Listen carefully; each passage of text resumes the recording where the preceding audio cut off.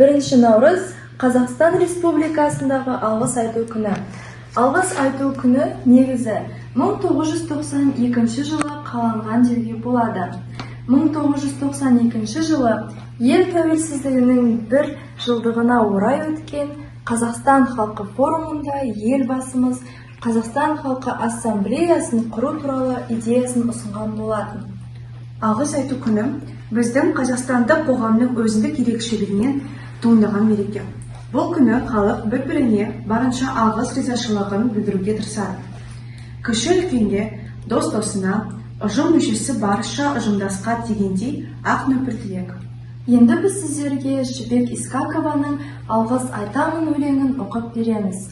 Күлімдеп көк жиектен таң атқанда, жаратқан ұйқымыздан оятқанда, мың алғыс жаратушы немізге, жеткізген мына бізді әр ақтанға. Күйіміз бұзылмасын болмашығы, күн болмаса айымыз толмастыра. Әрбір күнге мың алғыс ай жылғада, айтамын мен шүкір деп тәуба қыла. Сыйлаған өмір атты бұл халымды, бастырған мейірімдікпен әр қадымды, анашыма алғысымды білдіремін, ғұмырлы ет деп Аллаға жан анымды. Әке ерге алғыс көп бауырларға, сәлем қып алғыс айтам ауылдарға, мың алғыс рахметім ұшын етеміз, дос жарын туған туыс қауымдарға.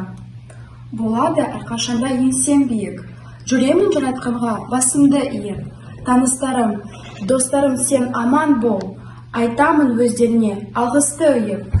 Кей кездері болады өмір қатал, бірі мақтап, кейбірі даттап жатар, айтарым сол алғысым өздеріне, қуансын деп ақтаңын күнің батар. Ренжімеймін ешкімге кінәтпаймын, көктемдегі жайқайылған гүл байқаймын. Сындырсады сағымда кейбір жандар, қарсыласып оларға кінәтпаймын. Мені өсектеп жаман етсін, ондай жанның сөзіне мін тақпаймын. Айтарым тек мың алғыс шын жүректен, барлығыңды құрметтеп ардақтаймын. Байқаусыздан назардан тыс қап қойсам, кешіріңдер адамдар жаны жайсам, көктемнің ең алғашқы күнінде бұл басымды иіп, сізге алғыс айтам.